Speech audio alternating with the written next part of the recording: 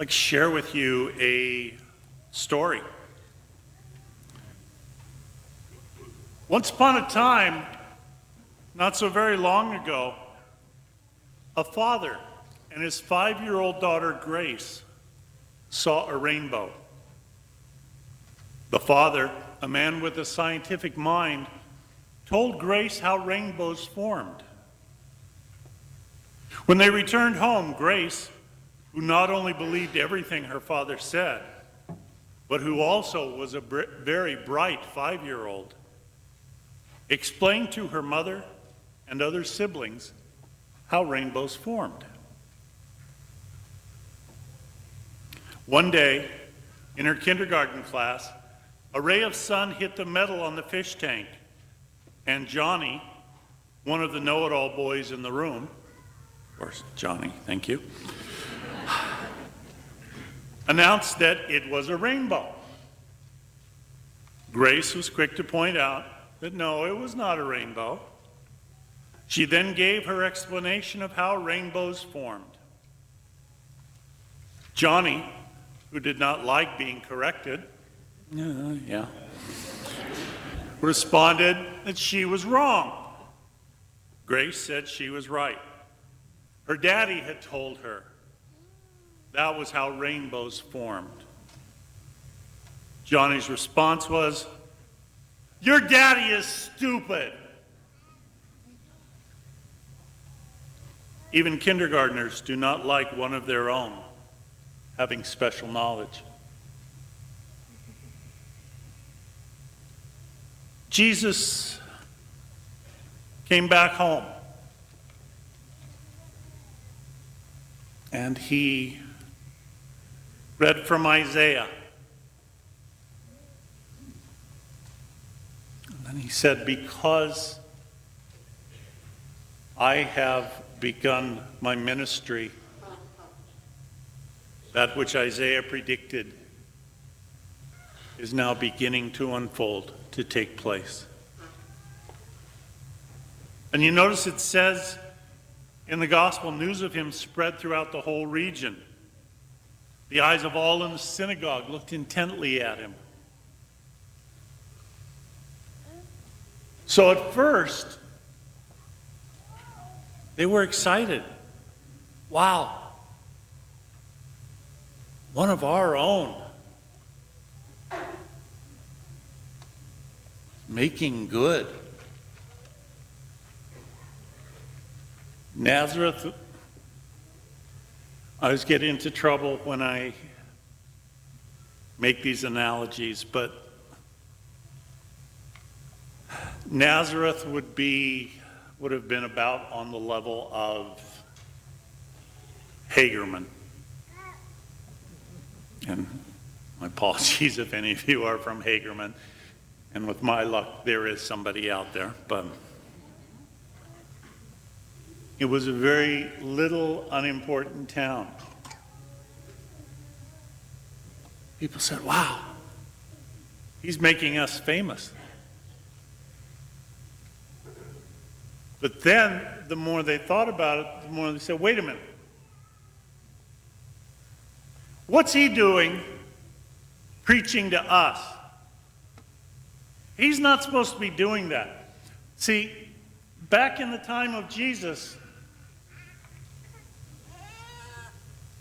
part of the expectation was that a son would continue on the career, the work of his father. And he was to be allowed or allocated only that level of honor that was due to somebody of that particular occupation. So the people started going, wait a minute. Who's he to be acting like a teacher and a preacher?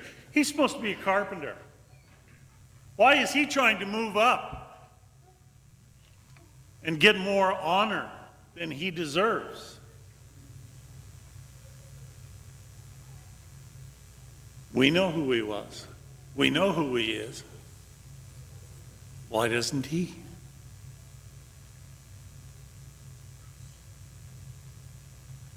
And we hear later on in this Gospel of Luke that Jesus knew their thoughts. And he speaks that famous phrase, "No prophet receives honor in his native place from his own people." Ooh! That put the people down. That was in this culture where honor was everything, where Jesus had dishonored them. And they wanted to get their honor back. So they got angry, we know in the gospel. They wanted to kill him, throw him off the edge of a cliff. Somehow that would get the town's honor back.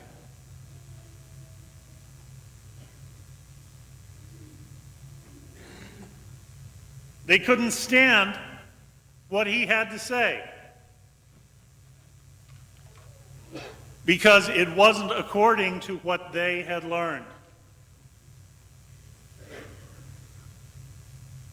And they didn't want to hear it, like little Johnny.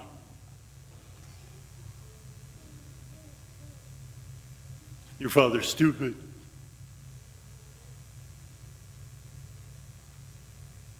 This week, as you might have guessed, or you may have heard, we are celebrating Catholic Schools Week. And for years in this parish, that was something that had a nice ring to it. And maybe some of our parishioners were going to some parish school, some other parish schools somewhere. But in the last couple of years, we, all of us, have accepted the responsibility for taking it to the next level. We have built,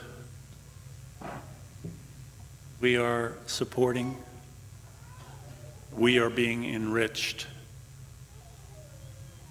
by St. Ignatius School, our parish school, now in its second year.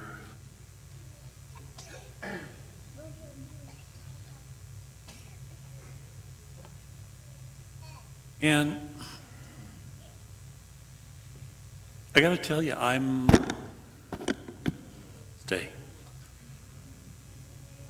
absolutely amazed by the school. Later on in the Mass, the kids are going to be coming up, and they are going to be offering the prayer of St. Ignatius. It's the prayer that's the hallmark of the school.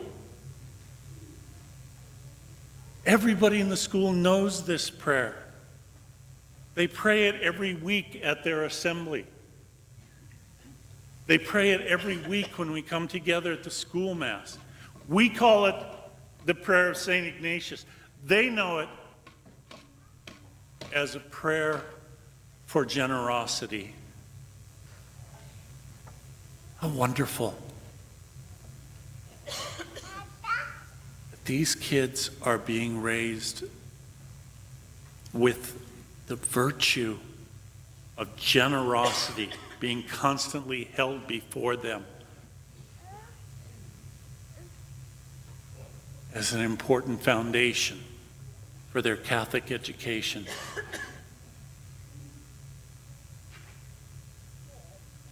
These kids,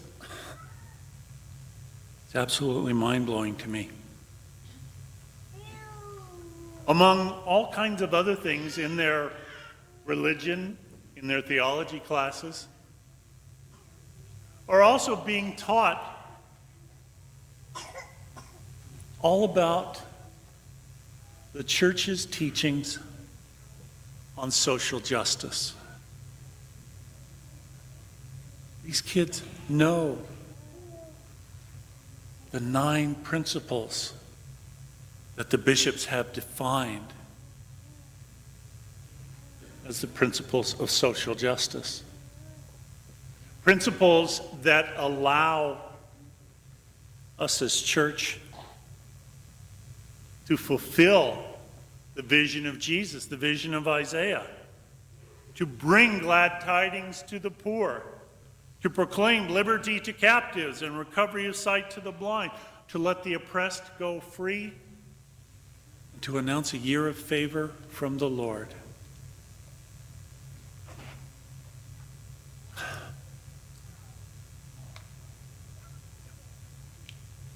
I didn't know the 9 principles of Catholic social teaching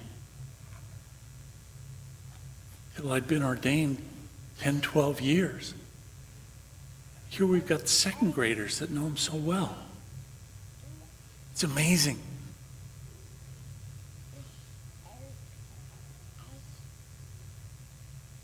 But it's equally amazing, and it's sad that there are those in the church today who don't want that part of the message brought out. Social justice? Nah. It's just socialism. It's just communism.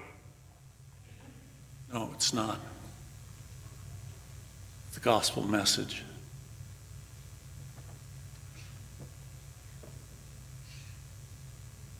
Jesus said, "The Spirit of the Lord is upon me."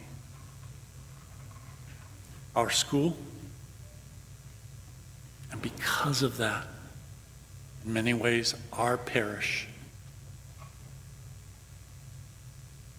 has a bit more of the Spirit of the Lord upon us. Our kids have a lot to learn. But we have plenty to learn from them as well.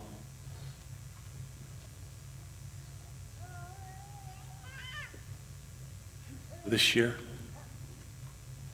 next year, as long as the school is with us, as long as it continues its ministry, it will be a year of favor from the Lord that we get to share in. Not just God bless St. Ignatius School. God bless all of you, all of us, for letting it become a reality. And God bless us if we will take it to heart.